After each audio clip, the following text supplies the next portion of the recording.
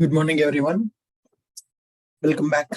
In the previous classes, we understood what is auto-scaling and how to set up pod auto-scaling in the Kubernetes.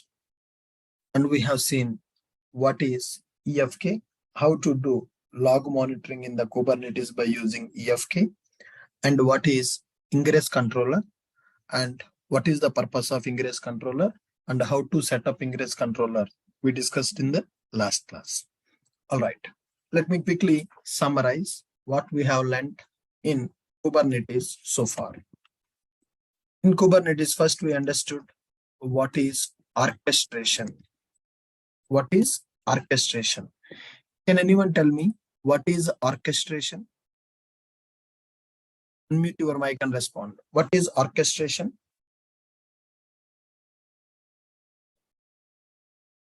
We need answers, guys. What is orchestration? You can say it's a management of multiple containers. Orchestration is management of multiple containers. What are the orchestration tools available in the market? What are the orchestration tools available? Kubernetes and Docker Swarm, Kubernetes, yes. OpenShift. These are called as orchestration tools. Docker Swarm. Why Docker Swarm is not using in the market? What is the problem? It's not support auto-scaling. Auto-scaling. Right. In the Docker Swarm, scaling is a manual process. In the Kubernetes, auto-scaling is available. That is one of the biggest drawback in the Docker Swarm. That's why Kubernetes is having more demand than the Docker Swarm. Kubernetes is open source orchestration platform developed by Google.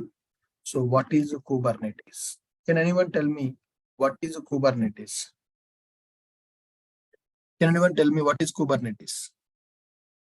It's an orchestration platform to manage containers. Right. Kubernetes is an open source orchestration platform to manage containers in our application. It is developed by Google using Go language. The first version of the Kubernetes released in the 2015. Google donated this software to CNCF Foundry, so they are managing the Kubernetes now. Fine. Next one, we understood Kubernetes architecture. Can anyone tell me what is Kubernetes architecture? It has control plane and worker node. Control plane, worker node. API server. Kubernetes will follow cluster architecture. In the cluster architecture, control plane will be available and worker nodes also will be available. Control plane will contain API server, scheduler, controller manager, and etcd. Worker nodes will contain kubelet, kubeproxy, docker, and pods. API server is responsible to receive the request and store in the etcd. Scheduler will identify the unscheduled pods and will schedule the pods in the worker nodes by using kubelet. Kubelet is going to create our pod, and the kubeproxy will provide the network communication. Pod will be created in the cluster. Okay. Then after we have seen Kubernetes cluster setup. Kubernetes cluster setup. So which cluster we have set up? AWS EKS cluster. What is AWS EKS? It is a provider managed cluster. So you can set up the cluster on your own by taking the virtual machines with Kubedium. But in the real time, people will use AWS EKS cluster. Why we are going for AWS EKS cluster?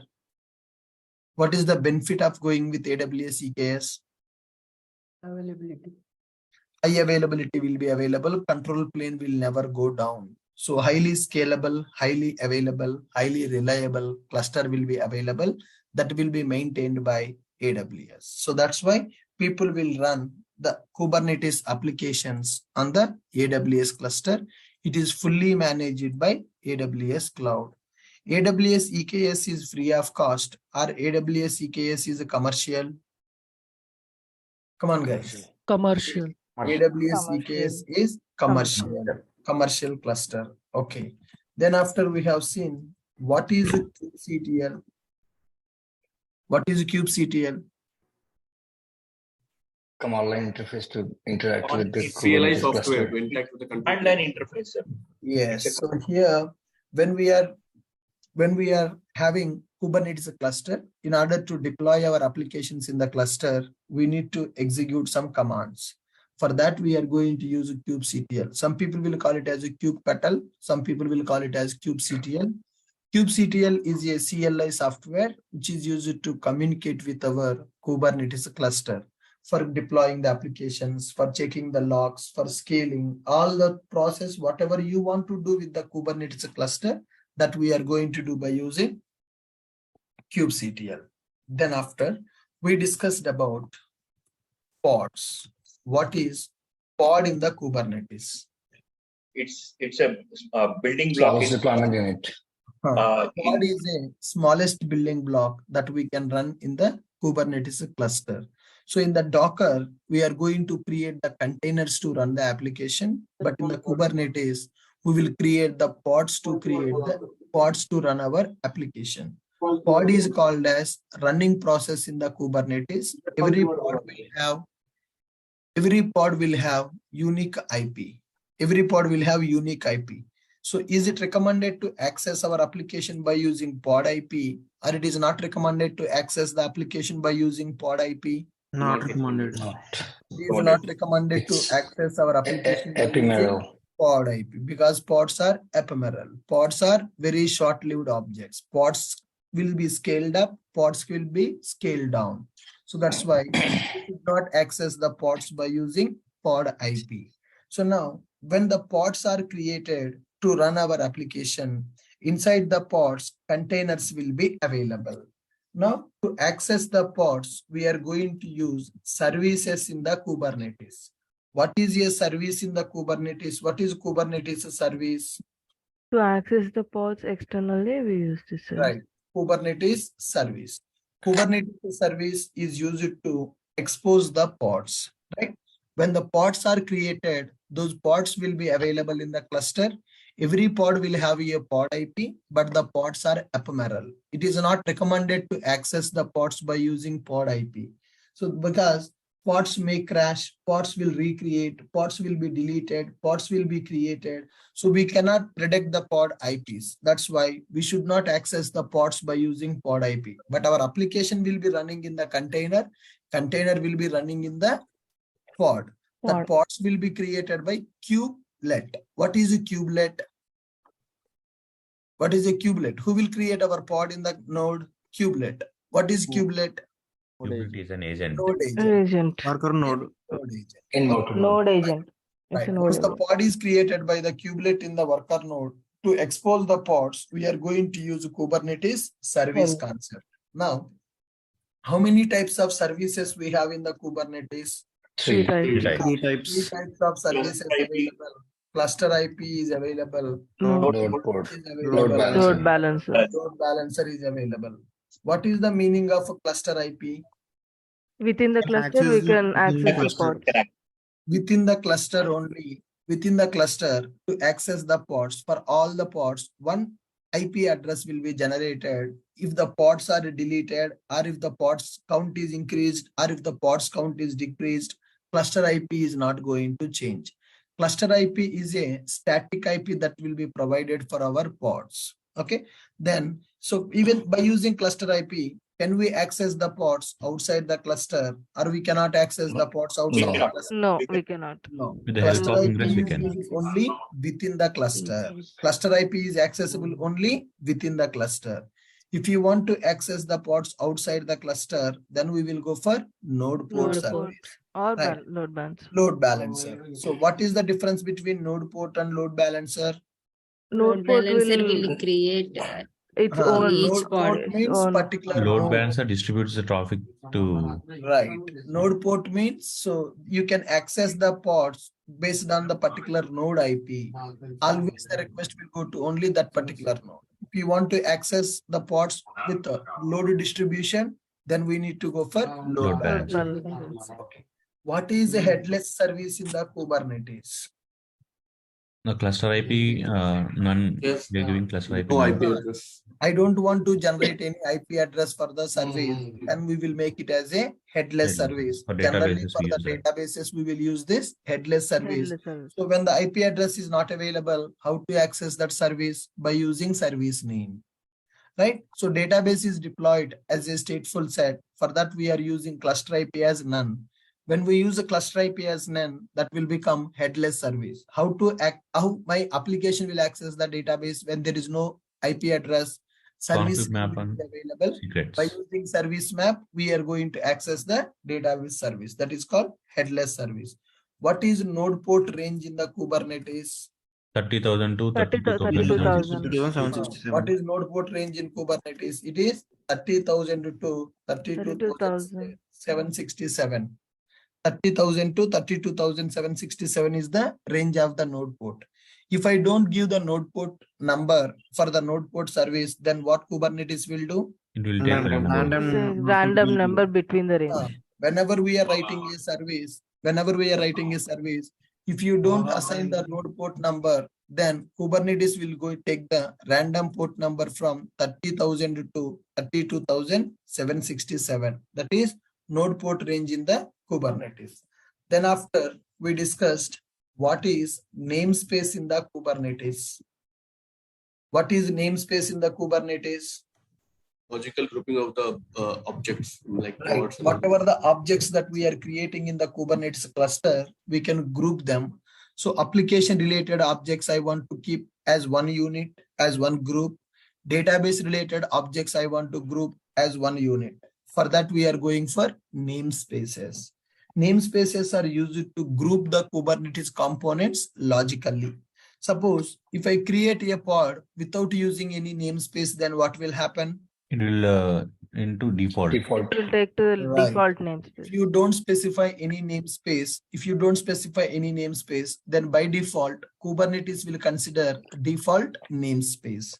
But is it recommended to create our components on the default namespace? No. No, always we are going to create Create our a custom namespace. namespace, and we will use the custom namespace in our manifest YML.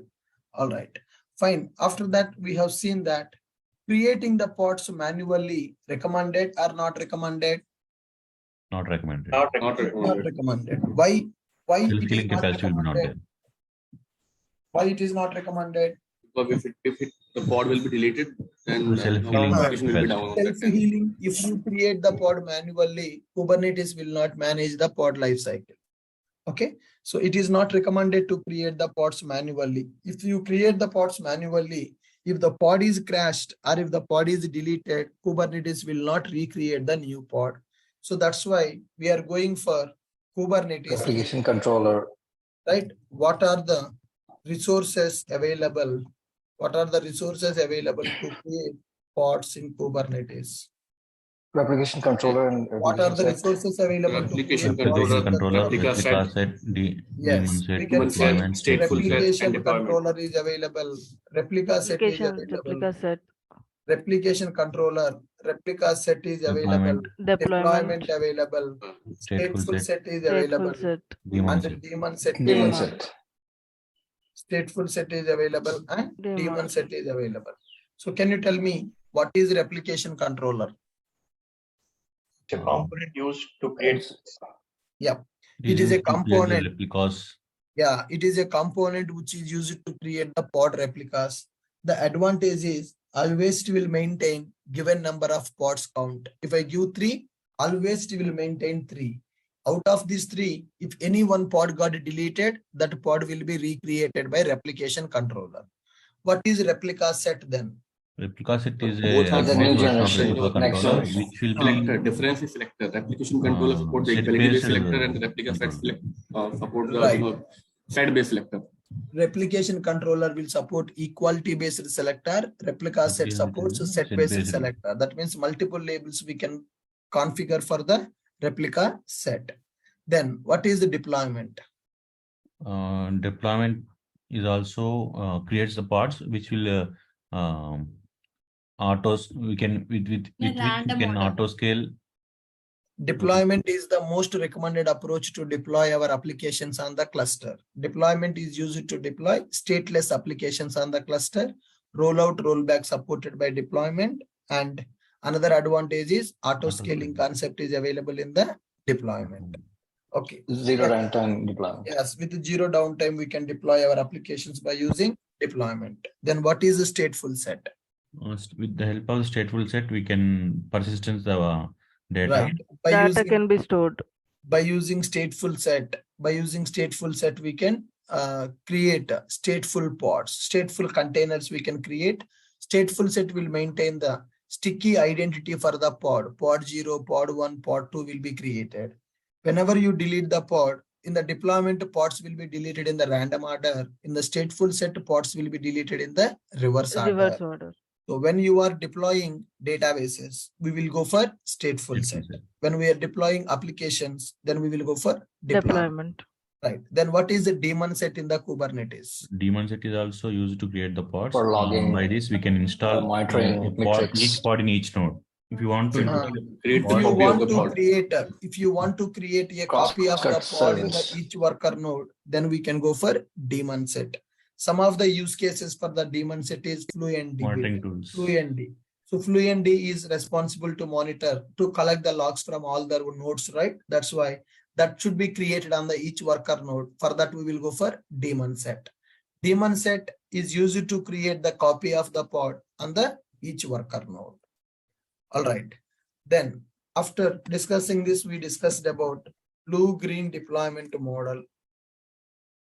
We discussed about blue-green deployment model. So that is very, very, very important in the real time to deploy our applications.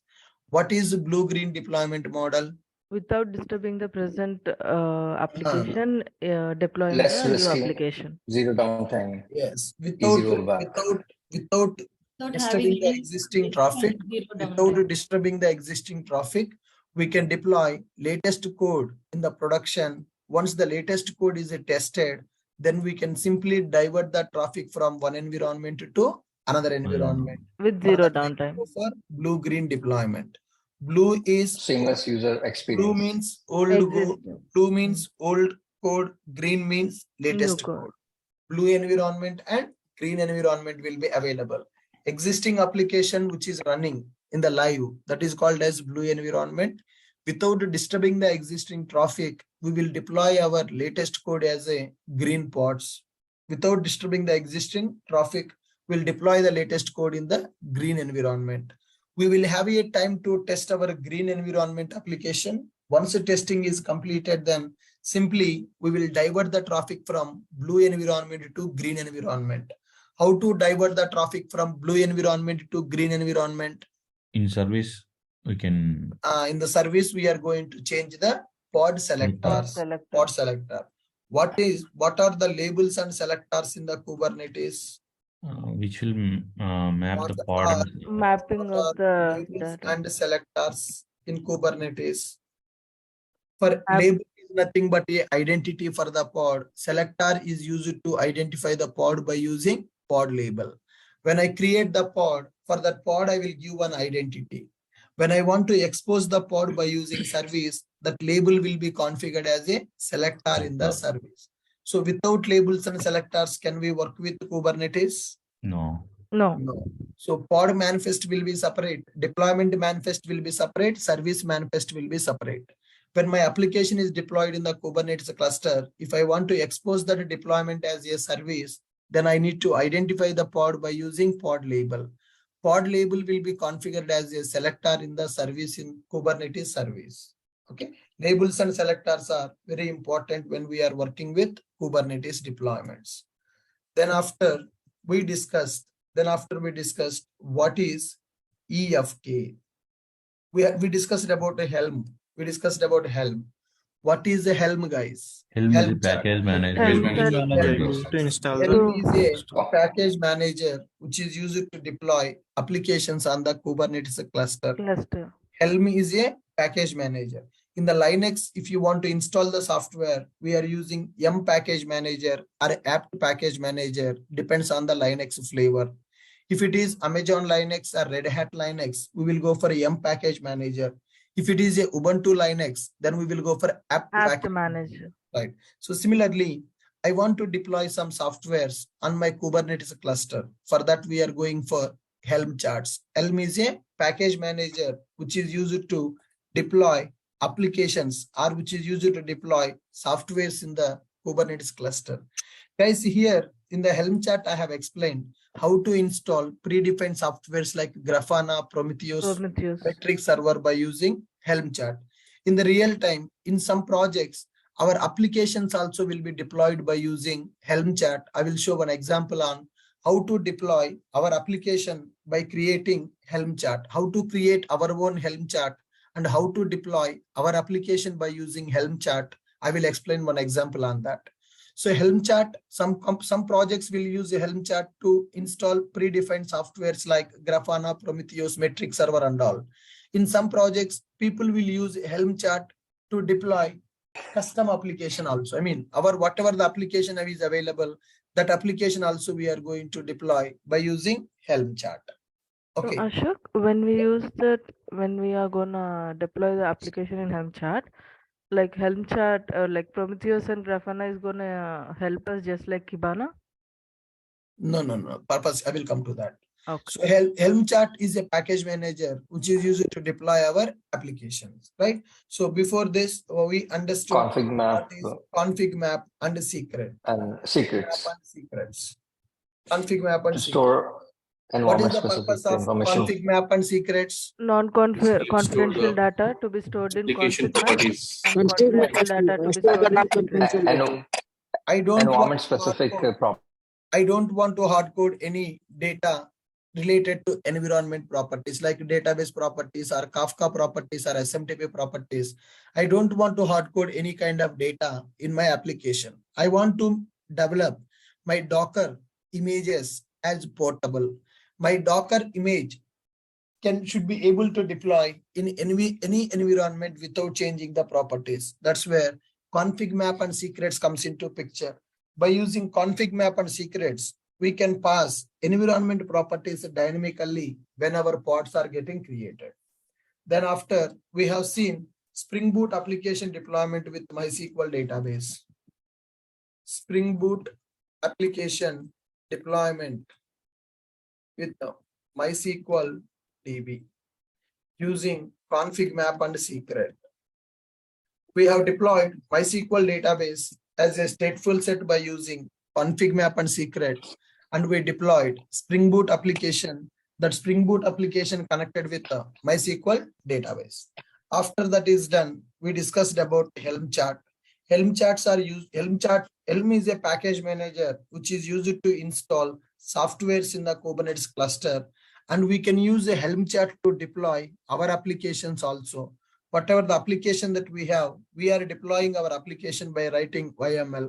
We can create a chat for our application and we can deploy that in the Kubernetes cluster. And after this, we discussed about Kubernetes monitoring. Okay, to do the Kubernetes monitoring, we have taken two Prometheus softwares, and guys. Grafana. One is Prometheus and another one is Grafana. What is the role of Prometheus and what is the role of Grafana?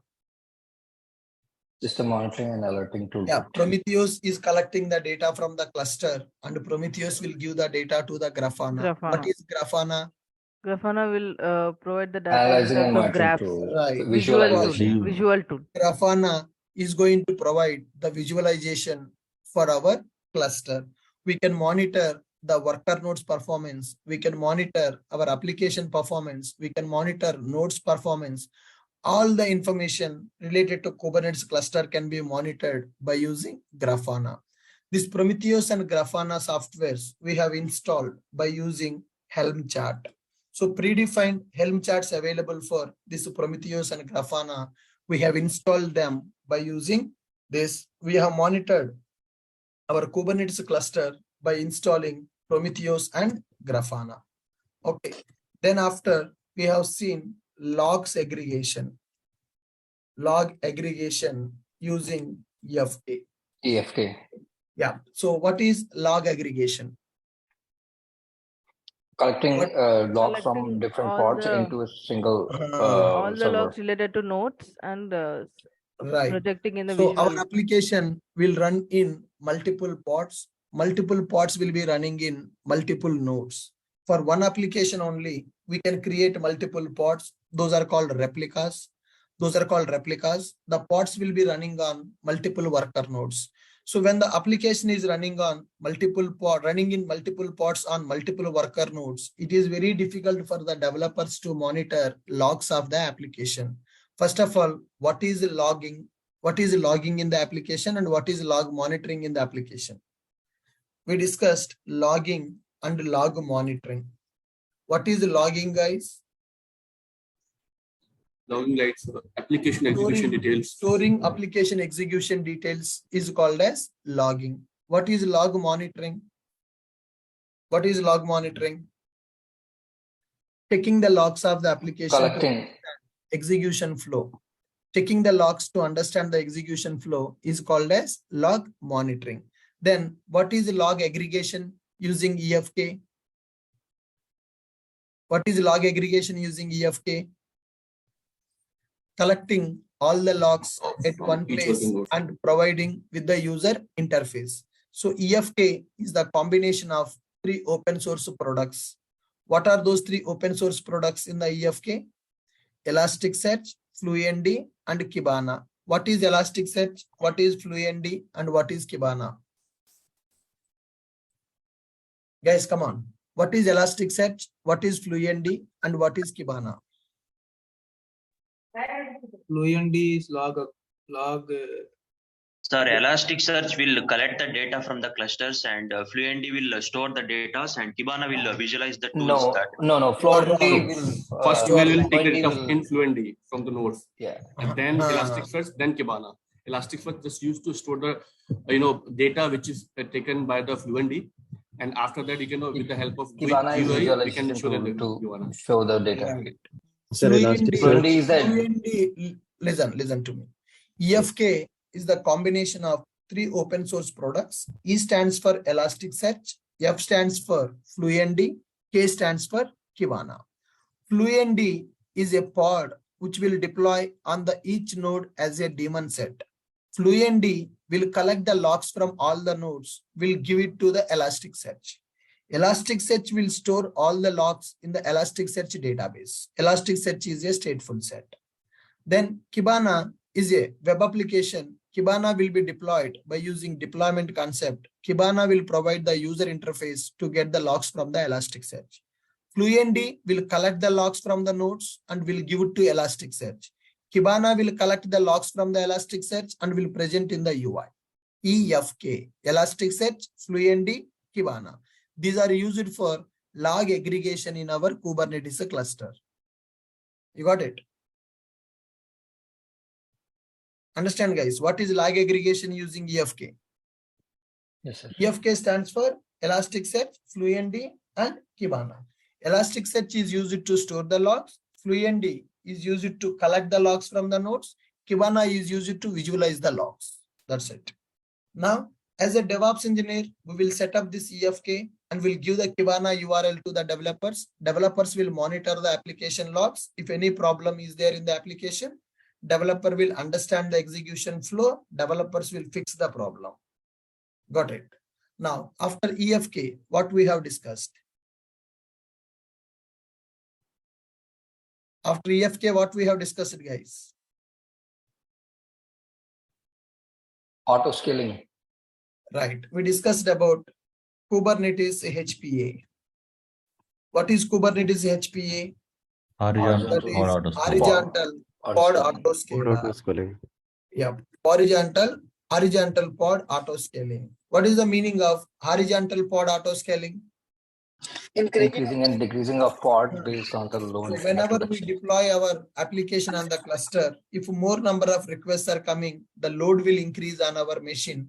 When the load is increasing on the machines, I want to increase the pods count. So that pods will be deployed on the multiple nodes and the load will be distributed. To increase the pods and to decrease the pods based on the demand. So we are going for scaling. So in the Kubernetes, auto scaling is an inbuilt functionality, whereas in the Docker Swarm, auto scaling is not available. One of the most powerful feature of the Kubernetes is auto scaling only. Then after we discussed about ingress controller. After horizontal pod auto scaling, we discussed about ingress controller. So can anyone tell me what is ingress controller in the Kubernetes? Sir, Ingress ingress controller is used controller is expose the working pods like outside router. the It is used cluster. to map the external externally URLs to the Kubernetes horizontal cluster. basically. cluster So services. in the Kubernetes, multiple services will be deployed. Our backend services will be available. Database will be deployed as a stateful set as a headless service. That is one story. And next, backend microservices will be available. Microservices will be deployed in the Kubernetes cluster. We don't want to allow anybody to access our backend services directly. That's why we will deploy them as a cluster IP. Right now, my front-end application should access my services. Any request which is coming from outside, that should be mapped to the particular service in the Kubernetes. Routing. Basically, ingress controller is used for routing purpose. Which request should be routed to which service in the Kubernetes cluster, that will be managed by ingress controller. Ingress controller is used for routing purpose. Ingress controller is used for routing purpose. Did we miss anything here that we have discussed in the Kubernetes? Web dashboard. That is not working, sir. So there is some issue Okay. with that. We need to fix that issue. Web dashboard is just for our understanding purpose, guys, because in the real time, applications will be deployed through pipelines. CI/CD pipelines will be available. When we are going for CI/CD pipeline, our Jenkins will trigger the deployment, and that deployment will happen by using kubectl. By using kubectl, that manifest YMLs will be executed. Web dashboard is just for our understanding purpose. In the latest version, they changed the way how to create the token. Still, I did not find the solution for that. So once I get the solution, I will update you. I need to do more research on that. EKS is Amazon service. Guys, your voice is breaking. Speak loudly. So Sir, EKS is our a AWS service, but then why do we need a web dashboard? Can we not use any kind of UI provided by Amazon to monitor this EKS? No. EKS is provided by Amazon. Web dashboard is not Yes. for monitoring the Kubernetes. Web dashboard is used to deploy your applications from the UI. As of now, how we are deploying our application by using kubectl command. Instead of executing that command, we can deploy by using, instead of executing that command by using kubectl, we can deploy that by using web dashboard. That is just for our understanding purpose. Okay. But real projects will not be deployed from the web dashboard. Real projects will be deployed through pipelines. When we are going for a pipeline, our pipeline will execute kubectl command to execute the deployment manifest YMLs. All right. So this ingress controller also we understood. Ingress controller is used to map the routings. Routing rules we are going to configure in the ingress controller. Which request is coming? That request should be mapped to which request is coming, which request should be mapped to which service in the Kubernetes cluster, that will be managed by ingress controller. Perfect. Now, let us see the commands that we have learnt in the Kubernetes. Guys, could you please tell me what is the command to check the nodes that are available in the cluster? kubectl get nodes. kubectl get nodes. So, and one more thing we discussed here, that is metric server. What is metric server in Kubernetes? To check the resource utilization in each Right. pod. So whenever we are going for horizontal pod auto scaling, we need metric server. Without metric server, can horizontal pod auto scaler will work or will not work? Will not work, because horizontal pod auto scaler requires the metrics about the resource utilization, regarding memory utilization. Metric server is going to play the major role. Metric server will monitor our nodes, will give the metrics to the HPA. Based on the metrics given by the HPA will decide for scale up or scale down. Good. Then after, we have seen the commands. We have executed several commands in the Kubernetes. So what is the command to check how many nodes are working in the cluster and what is the kubectl status get of the nodes. nodes? We can go kubectl for get. kubectl get nodes command. kubectl get nodes command will tell us what are the nodes available and what is the status of the nodes. How to get the pods in the cluster? kubectl get kubectl pods. get pods. kubectl get -n pods command we namespace. can use. So when I execute kubectl get pods command, it will give the pods from which namespace? Default. It will give the pods from the default namespace. Default How namespace. to check that? The pods are running on which worker node? kubectl get nodes kubectl -o get white. -o white. -o white. White. So if you execute kubectl get nodes command, it will give what all the nodes available in our cluster. What is the status of the node? kubectl get pods command will give what all the pods running and what is the pod status. Okay.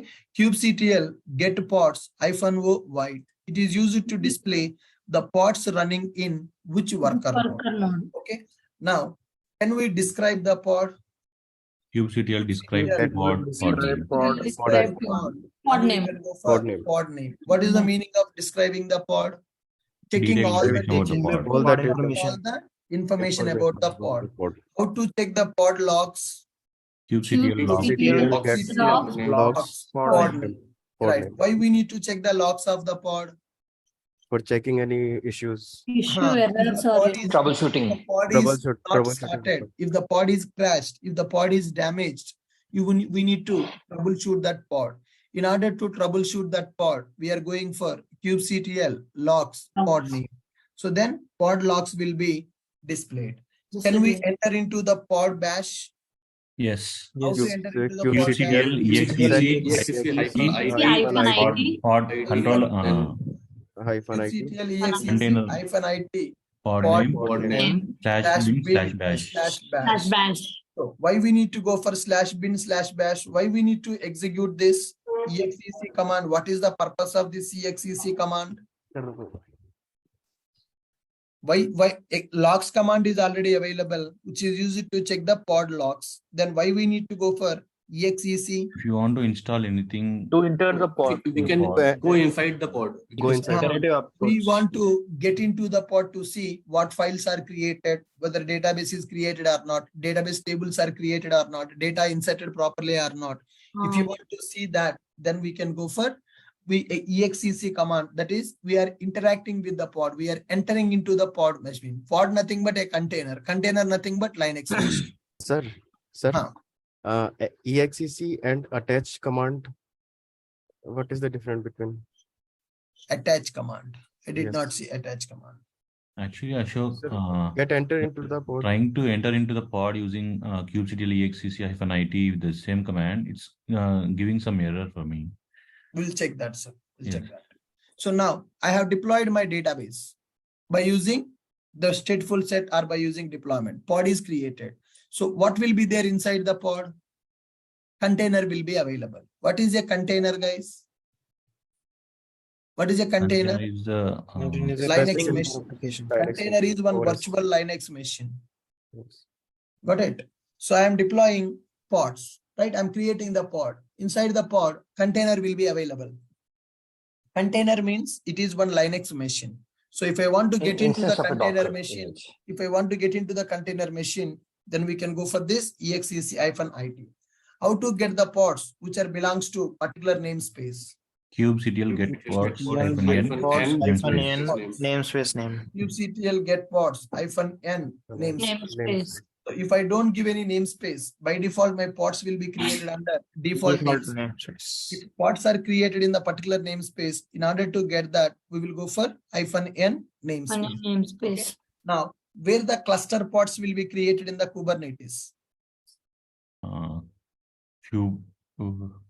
Kube system. API server will be running as a pod. etcd will be running as a pod. Scheduler will be running as a pod.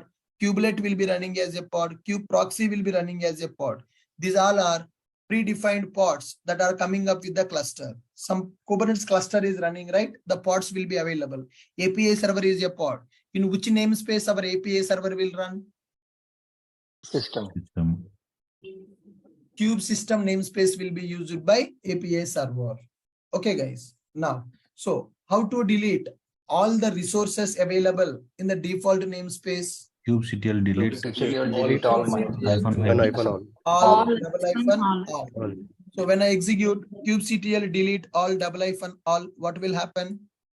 So it will be deleted all the resources will be deleted Will from be all. delete all Unused the network, pods, services, pods, Everything, deployment. all the resources that we have created in the cluster under default namespace will be deleted. Deleted. Okay. Now, how to create the deployment? How to execute manifest file in the Kubernetes? kubectl apply -f Play, Apply manifest file name. hyphen F YML file name. YML file. YML file name. So whatever the manifest YML you have, that manifest YML you can execute by using kubectl apply -f. -f represents file name, which file you want to execute. Okay. Now, how to see what all the services available in the cluster? kubectl Get service.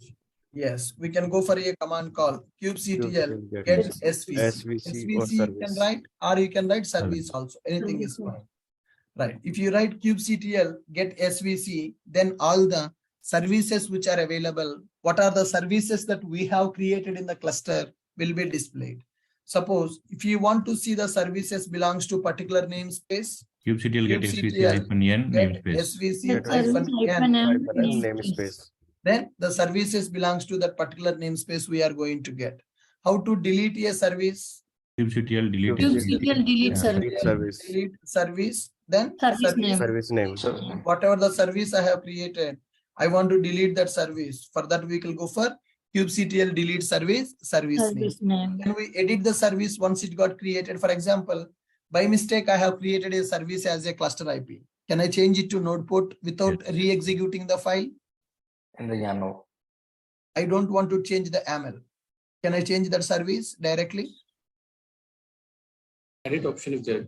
Yes, kubectl edit service option is available. So I created a service type I have given as a cluster IP. Now I want to change the service type to node port. So one thing we can do is we can change the YML file and we can reapply the YML. That is one change. But without changing in the YML, can I directly update my service in the cluster? Yes, for that we have seen. That is what we have done for Grafana and Prometheus, right? Service is created with the Helm chart. We edited that service. We change it to load balancer. kubectl edit service name. So then for that service which YML is used, that YML will be modified. Not our local YML. In the cluster, that service will be modified directly. Okay. kubectl get service, which is used to get all the services available under a default namespace. kubectl get service -n namespace. All the services which are belongs to that particular namespace, we are going to get that. And kubectl delete service, which is used to delete the particular service based on the service name. And the kubectl edit service command is available, which is used to edit the service directly in the cluster without modifying our manifest YML. Without modifying our manifest YML, directly we can edit the service by using edit command. Okay. Then after we discussed how to check namespaces in the Kubernetes. kubectl get ns. Get ns, which will give the namespace. How to create a namespace? kubectl create create ns and namespace. What we are giving the name. Which namespace that you want. Now, how to delete the namespace? kubectl delete ns. kubectl delete ns namespace name. Namespace name. If I delete a namespace, then what will happen? All the resources present in the namespace will be deleted. All the resources which are belongs to all the namespace, all the resources which are belongs to that namespace will be deleted. Okay. And how to scale up our pods? kubectl if it is a deployment, kubectl scale, kubectl scale, deployment, whatever the name that we have given for the deployment name, double hyphen, replicas replicas 2 or 3 or 1. Right. kubectl scale the resource name. It can be replication controller. It can be, I can say, replica deployment, stateful set, or daemon set. kubectl scale deployment name, double hyphen replica 5. This is called manual scaling. So when I go for replicas 5, it will check the current number of pods. Current pods are already 8. Then what this command will do? It will scale down to 5. Will scale down to 5. If the current pods are 8, it will scale down to 5. If current pods are 2, Scale up it will to 5. scale up Scale down to 5. So whether scale up or scale down depends on the existing pod count and the given pod count. If a given pod count is less than existing pod count, then it will scale down.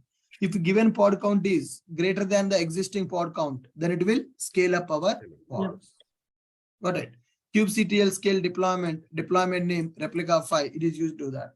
How to get all the resources which are available in the Kubernetes cluster? kubectl get all command. What is the purpose of kubectl get all command? It will display all the Get all pods, resources. services, deployments. Everything, whatever the resources that we have created in the cluster, I want to get all those details. For that, we can go for kubectl get all command. Whatever the pods you created, whatever the replica controller, replication controller, replication set, deployment, stateful set, daemon set, and services that you have created, everything you can see on the terminal when you go for kubectl get all command. Okay, so what is the purpose of kubectl top nodes command? What is the purpose of kubectl top matrix? Yes. Matrix of all the worker nodes. It is used to get the resource utilization of our nodes. So in order to execute the top nodes command, first we need to install metric server in our metric server. Yes, without metric server, this top nodes command is not going to work. Similarly, we have used another command called kubectl top pods command. What is the meaning of top pods command? Check top pods used for metric resource utilization of pods. Yes, it is used to see the resource utilization of each pod. Top nodes command is used to check resource utilization of the each node. Top pods command is used to check the resource utilization of each pod. Any other command that we have executed? Get nodes, get pods, pods -o wide, describe pod, blocks of the pod, entering into the pod, get the pods of particular namespace, deleting all the resources that are available in the cluster, creating the pod, apply command, service, getting the service, editing the service, deleting the service, getting the namespace, create the namespace, delete the namespace, scale the deployment. Create config map and create secret. Apply only. For that also we are using apply command, but we can get them. So we can get them kubectl get CG or config map. What is the meaning of kubectl get config map? kubectl get a secret. What is the meaning of these commands? What are the config maps that we have created and what are the secrets that we have? Environment variable where like right. And similarly we can get dynamic values get RC, kubectl get RC, kubectl get RS, kubectl get deployed, kubectl get deployed, kubectl STS. What is the meaning of kubectl get STS? Stateful sets. Yeah, all the stateful sets that we have created, we can get them. Then kubectl HPA, get a HPA. What is the meaning of get HPA? What is the meaning of kubectl? Horizontal pod scale, auto scale. We are going to get the metrics of that. kubectl get HPA-W. What is the meaning of kubectl get HPA-W? Every 15 seconds it will show the results. Yeah, it will show the HPA events for every 15 seconds. Event codes. The complete events of our kubectl of our cluster. We can go for get events command. So when you go for get events command, what will happen? It will display all the events which are happened in our cluster. Get HPA. It will display HPA metrics, horizontal pod autoscaler metrics. What is the target utilization? What is the actual utilization? How many replicas are available? What is the minimum count? What is the maximum count will be displayed. Get HPA with -W, get events. Get STS. It will give you the stateful sets that are created in our cluster. Get deploy. It will give you the deployments that are created in the cluster. Get RS. It will give you replica sets that are created in the cluster. Get RC, replication controllers. Get secret. What are the secrets we have created? Get config map. What are the config maps that we have created? And similarly, we are having another command. kubectl get to PV command is available. Persistence volume. Get PVC is available. Persistence volume claim. Yeah, PV represents persistent value that is required, storage required for our pods. PVC, that is a volume claim. So we have created PV and PVC when we are deploying our MySQL database. So get PV command will give you what are the persistent volumes that are created in our cluster. PVC will give you what are the persistent volume claims that are created in our cluster. All right. Did we miss anything else? The commands that we have practiced?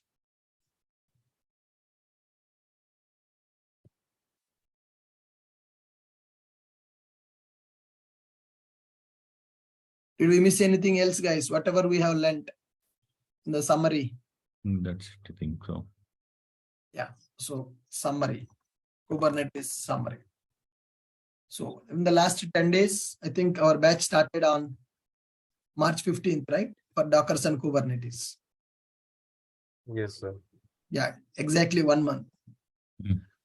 Yeah. What is orchestration? Orchestration tools. What is Kubernetes? Kubernetes architecture, Kubernetes cluster setup, kubectl, pod, Kubernetes services, headless service, node port, namespace, resources available to create the pods in the Kubernetes, blue-green deployment, replication set, deployment, stateful set, daemon set, labels and selectors in the Kubernetes, config maps and secrets, application deployment with MySQL database using config map and secret, Helm charts, Kubernetes monitoring, Prometheus and Grafana, logging and log monitoring, log aggregation by using EFK. And what is metric server? Kubernetes horizontal pod auto scaling, and we discussed about ingress controller. So as part of these topics, we have used kubectl to communicate with our Kubernetes cluster. kubectl is a command line utility to communicate with the cluster. kubectl get nodes, kubectl get pods, kubectl get pods -o wide, kubectl describe the pod and pod name, kubectl logs pod name. Get nodes will give you all the nodes which are running in the cluster. Get pods will give you the pods which are created. Pods -o wide, it is used to get the pods running on the which worker node. Describe the pod name. To see all the details of the pod, we can get this, we can use this describe. To see the logs of the pod, logs command. If you want to enter into the pod machine, then we can go for exec. To get the pods belongs to particular namespace, get pods -en namespace. To delete everything available in the cluster under default namespace, we can go with this. If you want to execute the manifest YML, apply command we are going to use with -f. To get the service under namespace, edit the service, delete the service. NS command to get the namespace, create the namespace, delete the namespace. You can scale your deployment with the deployment name, replicas count. This is used for scale up as well as scale down. kubectl get all, it is used to get all the resources which are available. kubectl top nodes command will give you the resource utilization of our nodes. Top pods command will give the resource utilization of our pod. In order to execute this top nodes, top pods, we need to have metric server installed in our machine. Then kubectl config map, what are the config maps we created? Get secret, what are the secrets we have created? Get RC, what is the replication controller? Get RS, what is the replica set? Get deploy, what are the deployments that we have done on the cluster? Get stateful set, what are the stateful set that we have deployed? Get HPA, what is the horizontal pod autoscaler that is running? HPA events we can get for every 15 seconds with -w. All the cluster events we can get by using get events command. Get PV to get the persistent volume, get PVC, get PV to get the persistent volume. So we have created.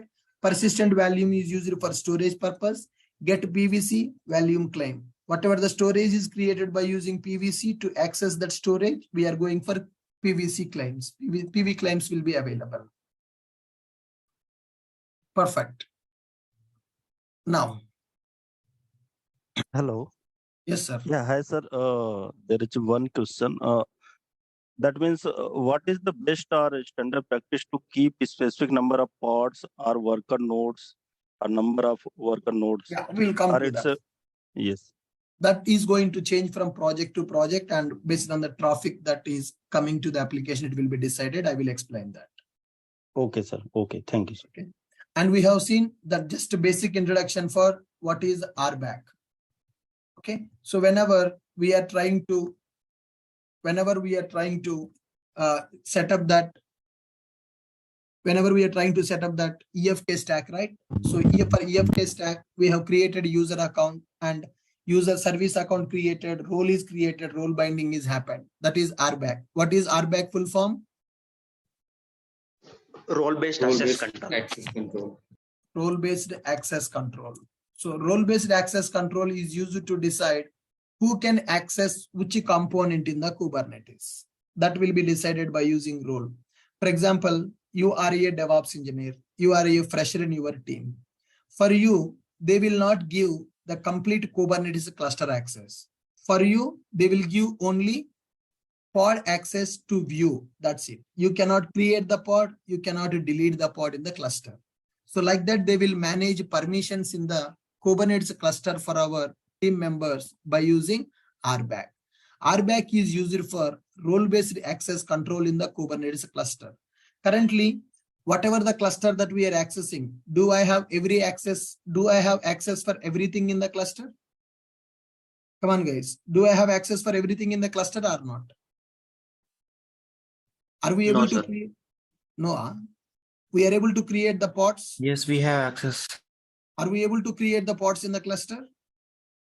Yes. Are we able to see the logs of the pods? Are we able to delete the pods? Are we able to scale up and scale down? That means we have full access on the cluster. So whatever the cluster that we have, we are communicating with the cluster by using kubectl. What we are doing by using kubectl? Guys, what we are doing by using kubectl? Interacting with the cluster. We are interacting with the cluster. What operations we are able to perform on the cluster?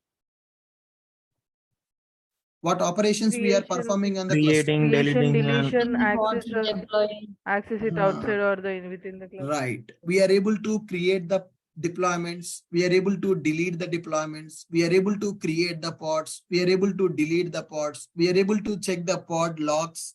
And we are having full control on the cluster. But in the real time, you may not have that full control on the cluster, because the real time cluster, nothing but production application will be available.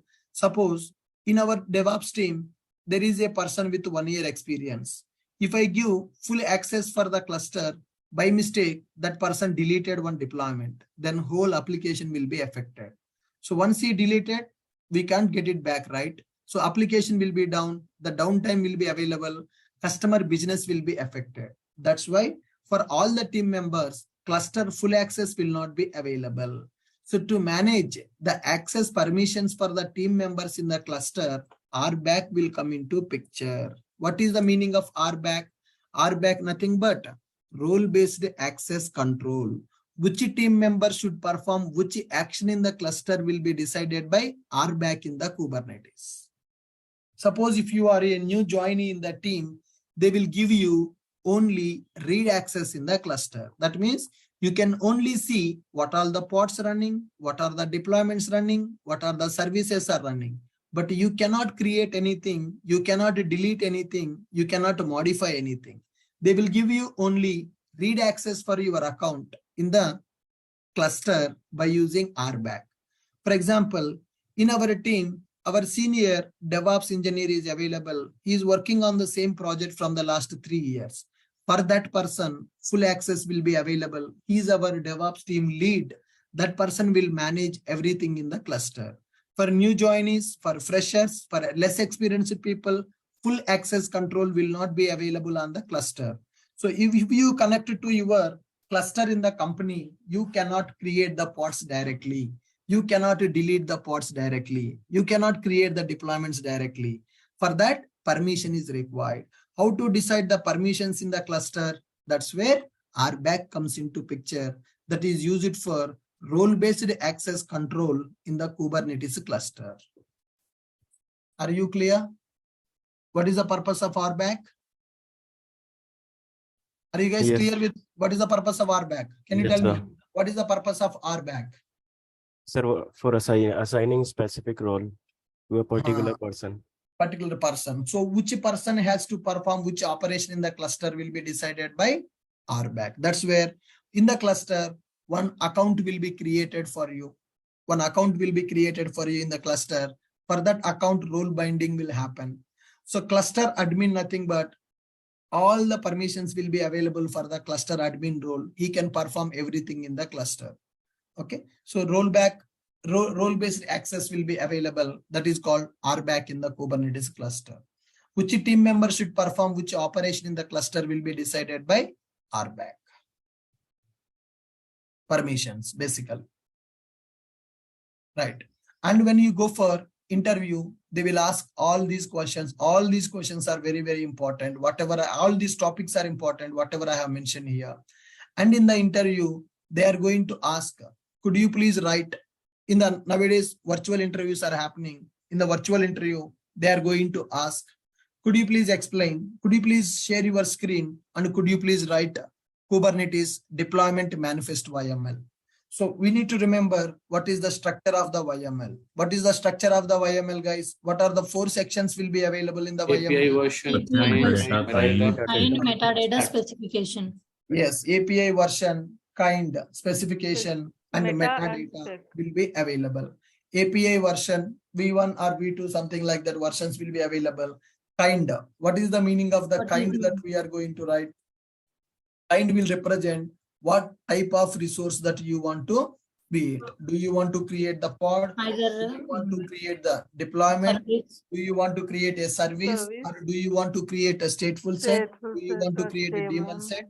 That we need to specify by using this kind. Then metadata. Metadata is used to specify the name and it is used to specify the namespaces. And the spec will contain our container specification. So you should be able to write this manifest YML without seeing that. In the interview, they will ask and they will ask you to share your screen and they will ask you to write the manifest YML.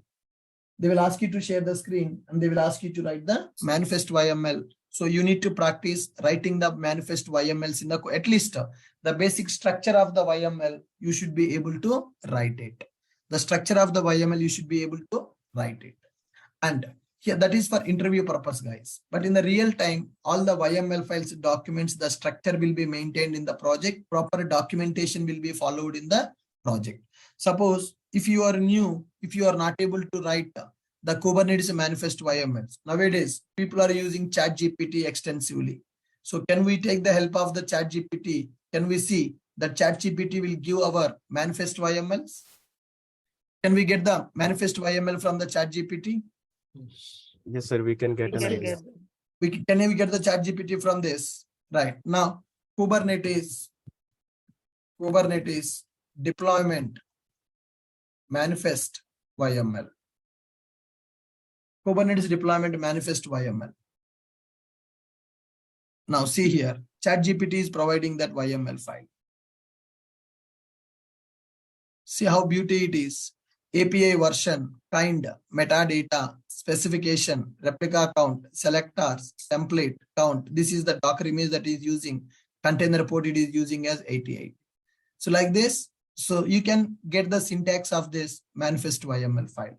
Suppose I want to write a service manifest. Kubernetes service manifest YML. Kubernetes service manifest YML is used to define set of pods and provides access for that. Now you see what is the default service type it has given now.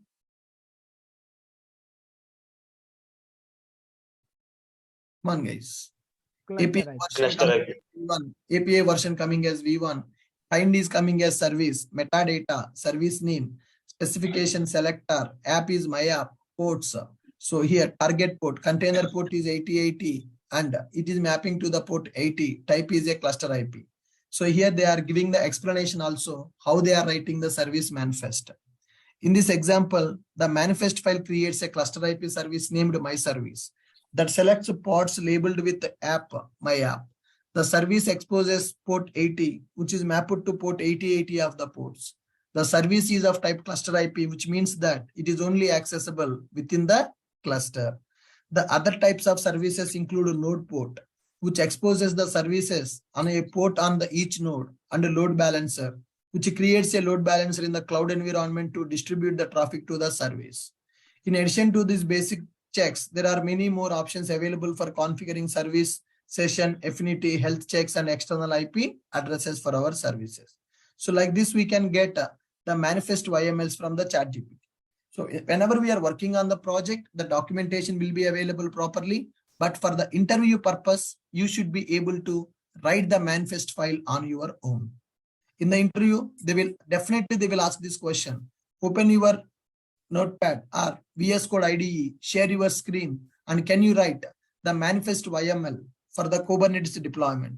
Can you write the manifest YML for Kubernetes service? How to create the pods, how to expose the pods as a service, how to create a deployment. What is the difference between the deployment and stateful set? These are very common. What is the purpose of config map and secrets? What is the Helm in the Kubernetes? How to configure pod auto scaling in the Kubernetes? What is ingress controller? How you will deploy your application to production with zero downtime? What is the difference between cluster IP and node port? Could you please explain Kubernetes architecture? So what is the relation between Dockers and Kubernetes? What is the relation between Dockers and Kubernetes, guys? What is the relation between Dockers and Kubernetes? Docker is used to create containers. There is no facility in Kubernetes for the auto scaling, but in facility given in the Kubernetes also. Auto scaling is provided by the Docker is just a containerization platform. It will package our application as a Docker container. Right, inside the container, our application plus application dependencies will be available. But creating the containers manually, increasing the count of the containers, decreasing the count of the containers will be difficult. So that's why once we have the container, we need someone to manage our container. That's where orchestration tools comes into picture. Kubernetes is a orchestration platform. Docker is a containerization platform. Docker is a containerization platform. Kubernetes is orchestration platform. Are you able to follow me? Yes. Yes, sir. Docker is a containerization platform which is used to Docker is a containerization platform which is used to package our application plus application dependencies into one image. The Docker image we can run in any machine that will create a Docker container. But creating the containers, managing the containers, increasing the containers count, decreasing the containers count manually is very, very difficult task. So once I have the Docker image, I need someone to manage my containers, someone to scale up my containers, scale down my containers. That's where Kubernetes comes into picture. Can I say Kubernetes is a replacement for the Docker, or Kubernetes is extension for the Docker? Extension for the Docker. Extension for the Docker. Extension. Kubernetes is promoting the Docker containers. Kubernetes is not replacement for the Docker. Can I use Kubernetes without Docker? No. No. What is the main input for the Kubernetes here? Docker file. Docker image. Docker image. Image. Docker image is the most important part in the Kubernetes. Without Docker image, we cannot do anything in the Kubernetes. Kubernetes is just to manage our containers. Managing the containers, nothing but creating the containers, deleting the containers, scale up the containers, scale down the containers. All the container related management will be done by Kubernetes. Container is a Docker container only. Container management will be taken care by Kubernetes. Are you clear? Yes. Yes. Good. Fine. Now, any questions, anyone? If the time permits, could you please give some brief idea about the service mesh and Istio?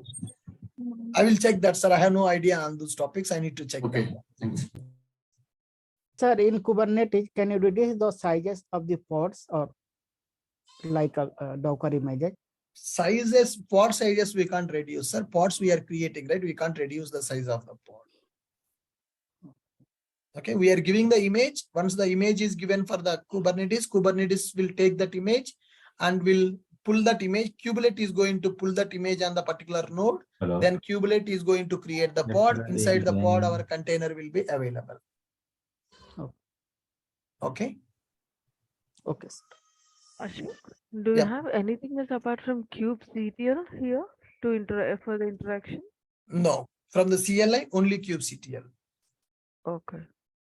Web dashboard we can do that, but in the project real deployments, web dashboard will not. In the real deployments, pipelines will be available to deploy our applications. Okay. Ashok, this is a question from AWS account. The bill get generated and I requested to waive off the bill, and they told just to delete all the services. Yes, sir. We need to delete all the services. So once we delete all the services, then bill will be reduced to 0.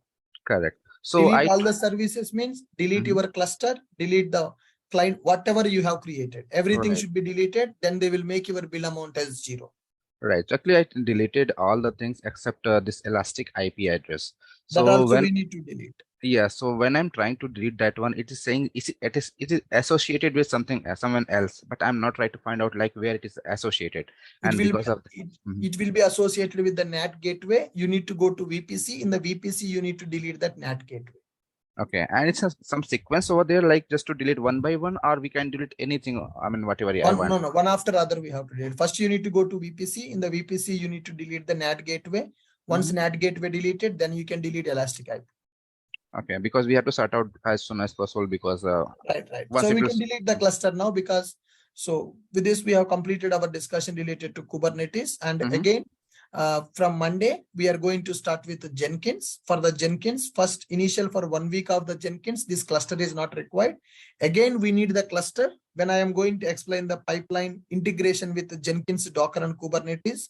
It will take 10 days to come to that pipeline level. After 10 days, again, we will create the cluster. For 10 days, we don't need to work with the cluster. We can delete that. If your practice is completed, you can delete the cluster. Yeah. Okay. So from Monday, I'm going to start with Jenkins. Once Jenkins is completed, again, we will set up the real CI/CD pipeline, how Jenkins will trigger Docker and how Jenkins will trigger Kubernetes. I want to, as of now, whatever the deployments that we are doing on the Kubernetes, manually we are deploying. Now I want to automate these deployments by using Jenkins. So Jenkins, I will start from Monday. Whatever the pending practice is there, that I want you people to practice everything by this weekend. From Monday, we are going to start with Jenkins. So once the Jenkins is completed, again, we'll come back and we will integrate Jenkins, Docker, Kubernetes, how to deploy our application by using Helm chart, how to create a Helm chart for our application, how to execute that Helm chart from the Jenkins. All that stuff we are going to learn in the coming classes. Okay, for Jenkins also we need this Kubernetes and everything, or we can use a normal No, we need this cluster. Okay. Cluster now for next 10 days, we don't need cluster because whatever the topics that are required that are covered, and the remaining topics will be discussed after Jenkins because I need Jenkins integration. So sir, after 10 days, it will be required. Again, it is required. Yes. Yeah. So why we need to run 10 days now? We can delete that. So for now, we are good to delete all the cluster. Yes, right? We can delete everything. Okay, and one more question. I got an email like AWS free tire limit alert. It is 30 GB. No issue, sir. You can. I mean, the machines that we are running now, for those machines, the volumes are created. You can, if you delete your cluster, that will be reduced. No issue. Okay. Anyhow, we have another 15 days in this month. So for 1 week, we are going to discuss Jenkins. Once the Jenkins completed, again, we'll come to the integration of Jenkins, Docker, and Kubernetes. Then we will complete by this month end. So we will ask AWS to reduce our bill amount to 0. If they don't reduce it, then our account will be terminated. We can create one more account in the AWS for practice. No issue with that. Sure. One more question. Suppose money will not be deducted automatically from your account. You don't need to worry about it. So Ashok, now there is no need of us to request, right? We'll do it at the end of the month. Yes, correct? End of the month we can do it. Okay. Then. Okay. One more question. Like, suppose the account get closed, and suppose I'm creating another account. I will use another email, but the debit or credit card should be same, or it should be different. Same card you can use. Just your mail ID should be different. That's it. Okay, that's good then. Sir, one more question. What is the args it is used in Nginx Ingress YML? Could you please explain once? Can you come again? I'm asking about args, whatever the argument you have used in Nginx Ingress YAML file. Ingress YAML file. So here Kubernetes Ingress is available. So Kubernetes Ingress is deployed here. Once Ingress is deployed here, then we are going to deploy our application. Here the arguments, this is my domain name. So in the Jenkins integration, at the time of that, I will purchase a domain, I will integrate it. These are my paths that I am using. So whenever you send a request to this domain with this path, this service pods will be accessed. Whenever you send a request to this domain with this service, with this path, this service, that means for which path, which service should be executed, we are configuring in the Ingress. Path-based routing. Suppose if you go to application, let me take an application example as Make My Trip. So in the Make My Trip, when you click flights API will be loaded. Flight spots will execute. So you can see the change in the URL. /flights is coming. Whenever you click on flight service will be executed. When you click on the hotels, the URL change it to hotels. That is called path-based routing. To do that path-based routing, we are using that. Okay. Yeah. Ashok sir, AWS has another service called ECS. Docker Container Service. Yes, we'll come to that. Right. In the AWS classes, some people use. Oh, okay. Yeah, Ashok. Yeah, hello, sir. Very good morning. Actually, in RBAC, how to create that, how to assign that role? Any specific YAML file created or is an command? This domain? No, not this domain. I'm asking RBAC. If you create a new user and that new user, the manifest YMLs RBAC also manifest YMLs will be available. So when we are going for the dashboard setup, I created a user account, right? For creating the user account, we have a manifest YML. Like that user account will be created. Let me show you that. Yeah, you see here, this is a manifest YML to create a user. And this is a manifest YML to bind the role for the user. Okay. Yeah. So like this manifest YMLs will be available for RBAC as well. Okay, fine. Sir, for ingress controller, we need to register a Route 53. Route 53 domain is required. So you need to purchase your domain in the AWS. Then only you can practice that ingress. Okay. Perfect. Ashok? Yes. So while we are creating these manifest files, we are giving some names, right? So correct. in live project, like where can we get those details, like name of the pods, name of like mapping of these project name will be there. With the project name we are going to use. Suppose if it is a hotels related project, hotel spot, train spot, like that. We can give that name. Whatever the project name is available, same name we will give for the service. With service is the ending point. Suppose I am deploying hotels application, hotel app pod, hotel app deployment, hotel app DB deployment, hotel app DB service, hotel app service, like that. We will give the project name we will use for that. Project name we are going to use for.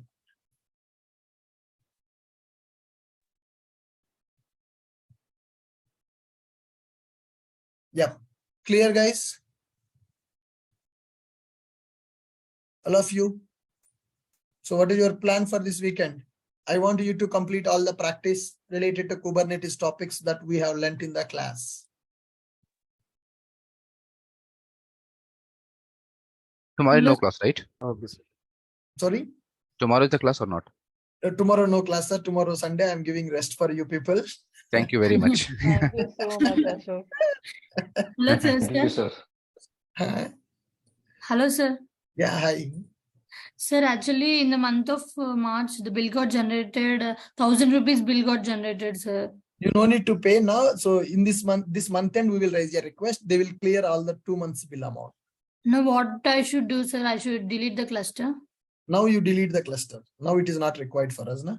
Okay, From Monday, we are going to take only one Ubuntu machine for Jenkins. That's it. We don't need any cluster. So I mean, so you guys can practice all the components all the commands that we have discussed, all the topics in the Kubernetes. So tomorrow evening, I will send you one command which is used to delete the cluster. So tomorrow you can spend for the practice. Once your practice is completed, then you can delete your cluster. Okay, Sure. sir. They will I will not give the- terminate it, no, sir, till the last week of this month. No, so they will not terminate every time. So if you don't pay the bill in the first week of the month, account will be terminated. They will not delete in the middle of the month. Okay, sir. Yeah. We got the the reminder like I have not paid the bill. So No problem, sir. This month end we will make it 0, or else we can create the new account. okay. Yeah. And one more thing, guys, I am preparing the test paper for the Kubernetes. How we have done for the Docker. In the same way, I am preparing test for the Yes, sir. Kubernetes. Yes, we are waiting for that. Yes, sir. Yeah. Tomorrow I will give that test. Okay. Tomorrow. Hello. Yes, sir. Actually, can you come up with the error when you are entering into the pod using kubectl exec-it pod name and /bin/bash? Is your pod? Yeah, we will check that issue as well. Is your pod in the running status? Yes, yes. Yeah, okay, we will check that issue. Thank you, thank you. Sir, can we delete this whole cluster through the CLI, sir, command line? Yeah, I will send the command. So now, today and tomorrow's weekend, now you can practice all the topics. So I will give the command to delete. Okay, sir. Sir, Okay, one yes. thing is, sir. Yeah. Tell me. Sir, we have set up that cluster setup by using Amazon EKS, sir. And Right. how can we set up that using this Kubernetes clusters? Yeah, I will give one video for that, sir. Kubernetes. So how to set up that? It is 1 hour process. Okay, sir. Thank you, sir. Yeah. In the previous batch, I explained the Kubernetes, but the issue is people are Yes, not sir. able to execute all the commands properly. We got lot of problems. So this Kubernetes is like manual setup, like it's other Manually, like you need to create 3 Linux machines in the AWS cloud. In those Linux machines, we need to install all the required softwares. That is manual process. Okay, sir. Thank you, sir. Fine. Can you share the document, Kubernetes document? Already you have, right? Yeah, I have the document. I will share the document and I will share the video also. Yeah, sure. Yeah. Thank you. Fine, guys. Now, what is your opinion on our Dockers and Kubernetes classes? How it is helping you people? Now, any benefit that you see? It's very nice, basically, Docker and Kubernetes. Currently, as I'm giving parallelly, I'm trying to give the interview, but most of the questions for the Kubernetes, I'm able to clear it, but not other topics like Terraform and Jenkins. Of course, they expect Terraform and Jenkins as well. But they're expecting some questions like how to upgrade the Kubernetes, what we have done upgrading Kubernetes. For that thing, I was not able to answer it. Even as I ping you, right, that STO and service mesh concept, because 2-3 interviews, I have same question. Okay. Okay. Kubernetes upgrade. How do you update your Kubernetes cluster? upgrade Kubernetes version, how you upgrade? Yeah. So that thing, I don't know. That's it. Okay. Rest of, apart from that, even I was able to clear all the answers. What kind of questions they ask from Kubernetes, sir? Can you So basically, Ashok, I was trying to give him the interview, but I don't have any idea about the rest, Jenkins and all those things. So first they ask the question like what you have done in the project and what about your previous experience and blah blah blah. Okay, so I because I know currently as only Docker and Kubernetes. Okay, so I just try to emphasize them that they will ask the question like Docker and Kubernetes. So I just try, while explaining myself, I just feel like that, I have done blue-green deployment model and blah, blah, blah. And, I just try to give the, we have written the, that 4 manifest for YAML. We have, they expect ingress as well. Ingress, multiple interview, I face ingress controller question. So I was not able to answer it because we have not read it. Because I think 2-3 days before we have cleared it. Okay, so rest of the thing is fine. And service concept they ask, service basically node portal. And yes, one more question they ask, like how do you manage your traffic in the Kubernetes cluster? This question they asked, and that's it. That's it. Good. Sir, my interview is like, say he ask about like an Argo CD, like for continuous integration tool, we have a Jenkins, no, sir? Right.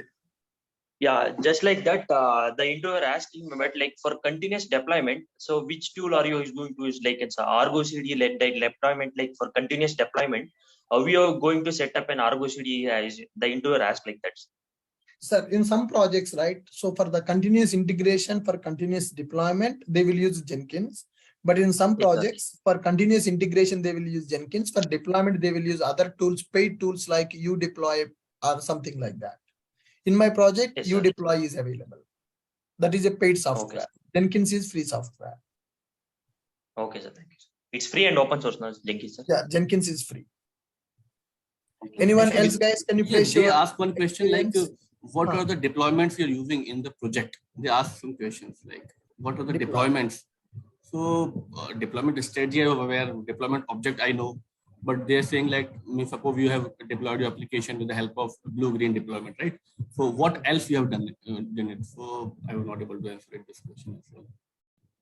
What else you have done? Application deployment is done. Application deployment, is it tested? Is it deployed successfully or not? Pod It logs means we have tested. how do you deploy the application? Of course, for deploying the application, we are using the blue-green deployment, right? This is the one of the thing. Any other approach you have you're using? Yeah, sir. The same question was asked by the interviewer. Like, what is the difference between blue-green and Canara deployment? He has asked. Kerala, there is one more recreate, rolling update, and one more approach is there in the deployment. Okay, I will cover that in the Jenkins integration. Okay, thank you. Yeah, fine. And anyone else, guys? So, is it helping in your project? Anybody who is already working in the company projects, they are using Docker and Kubernetes. How our course is helping for you? Anything needs to be improved? Or we are good? So Docker and Kubernetes is interesting topic, right? So easy or difficult now? It's easy. We can do it. If we do practice, we can easily digest little it. practice is required. Yeah. So Docker is very easy, but Kubernetes is little tough, but practice is required. Not easy, not difficult, sir. Not easy, not difficult. Huh? Yeah, it depends on practice. Like if you do the practice, it definitely will be good. And this is damn important, guys. So every developer, every DevOps engineer should know Docker and Kubernetes. The future of the operations is completely based on the Docker and Kubernetes only. Correct. Without knowing this Docker and Kubernetes, we can't survive in our job, and we can't crack the interview as well. In every interview, they are asking these questions for the developers as well as DevOps engineers. It is damn important. And it is very interesting subject as well.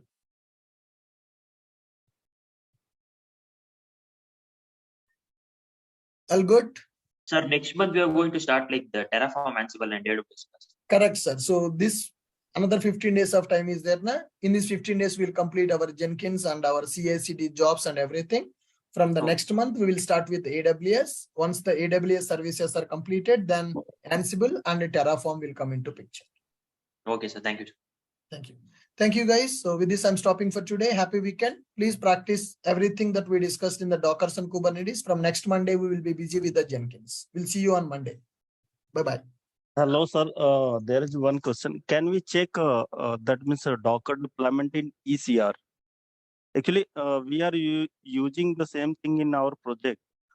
ECR, nothing but whatever the Docker image we have created, we are pushing the Docker image to Docker Hub registry, right? In the companies, yes, they will use ECR registry to push the Docker images. We will discuss that in the AWS. Yes, sir. If you can give some brief introduction, it will be helpful. Sure, definitely. I will show you how to push the Docker image to ECR as well. Yes, yes. Actually, using the Spring Batch, we are using in our project. So I want just a brief. Actually, we are having everything there, but to connect everything, so that I want if you can brief something. Sure, definitely, sir. I will do that. Okay, sir. Okay, sir. Thank you. Ashok, one thing from my side. See, I am right now I'm production support, and earlier I was in development, and I moved to the production support. Now I want to back to this one. I mean, AWS support and whatever, right? So, do I need to learn Spring as well, or this is sufficient to just if get? If you want to go with the operation side, then Spring is not required. It's not required. Yeah. Okay. So full stack developer is if you want to become the full stack, if you already have the development knowledge, then if you do you know Spring already? Yeah, I know. Yep. Then if you learn the AWS, that will become added. Basically, my profile is also Java profile. Okay. Yeah, I'm working as a full stack developer, so I will manage development as well as operations in the project. Yeah, it's been 5 years when I moved to the prod support, but still I know the Spring and everything. But learn the AWS, then you can make a jump with the cloud knowledge. Correct, but I have to brush up Spring as well. Correct, because there were lots of changes I have seen here. In the Spring 3.0, Spring Boot 3.0, so many changes are there. Nothing is working, which we used to work previously. Correct. Yeah. Yeah, guys. So final notes updated. The summary notes, today's notes file also updated. The final notes for the Kubernetes uploaded. So please practice. We'll meet on Monday. Thank you. Thank you, guys.